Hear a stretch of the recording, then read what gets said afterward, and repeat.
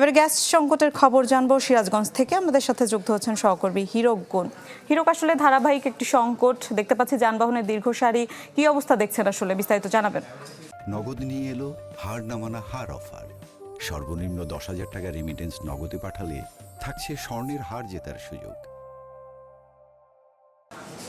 আসলে সারা দেশে যে গ্যাসের সংকট থাকলেও সিরাজগঞ্জে কিন্তু তার ভিন্ন চিত্র, কারণ সিরাজগঞ্জে কিন্তু সিএনজি পাম্পগুলোতে গ্যাস সংকট নেই বললে চলে। কারণ আমরা এখন রয়েছি সিরাজগঞ্জ শহরের একটি সিএনজি পাম্পে। আপনি দেখতে পাচ্ছেন যে এই সিএনজি পাম্পটি কিন্তু চালু রয়েছে এবং সারা দেশে যে গ্যাস সংকট থাকলেও সিরাজগঞ্জে কিন্তু এর প্রভাব পড়েনি, কারণ সিরাজগঞ্জে গ্যাস সরবরাহ রয়েছে এবং প্রত্যেকটি পাম্পে কিন্তু গ্যাস দেওয়া হচ্ছে, যে কারণে সিরাজগঞ্জের মানুষের কিন্তু ভোগান্তি অনেকটাই কম রয়েছে। তারপরেও গ্যাস আসলে সরবরাহ থাকলেও গ্যাসের চাপ কিছুটা কম রয়েছে এমন কথা কিন্তু তারা বলছে। তবে গ্যাস নিতে আমরা দেখেছি যে বিভিন্ন যানবাহন এবং সিএনজির কিন্তু একটি দীর্ঘ সারি রয়েছে, কারণ অন্যান্য জেলায় গ্যাস সংকট থাকলেও সিরাজগঞ্জে গ্যাস চালু থাকায় কিন্তু দেখেছি যে বিভিন্ন স্থান থেকে মানুষ তারা কিন্তু গ্যাস নিতেই সিরাজগঞ্জের সিএনজি পাম্পগুলোতে তারা আসছে, যে কারণে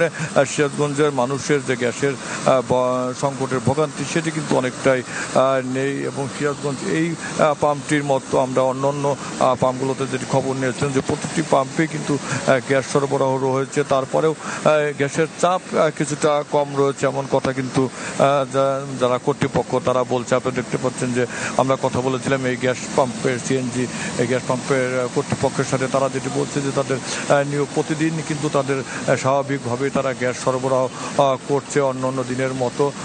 তবে গ্যাসের চাপ আগের তুলনায় কিছুটা কম এমন কথা কিন্তু বলছে। দেখতে পাচ্ছেন যে পুরো এই সিএনজি পাম্পে কিন্তু অনেক যানবাহনের আমরা দেখছি দীর্ঘ সারি, সেখানে প্রাইভেট কার, সেখানে সিএনজি অটোরিকশা সহ অন্যান্য যানবাহনের কিন্তু সেখানে চাপ রয়েছে। তবে সিরাজগঞ্জে যেটি গ্যাস সিএনজি পাম্পগুলো প্রত্যেকটি পাম্পই কিন্তু চালু রয়েছে, যে কারণে সারা দেশে গ্যাস সংকট থাকলেও এবং ভোগান্তি থাকলেও সিরাজগঞ্জে কিন্তু সেটার চিত্র ভিন্ন।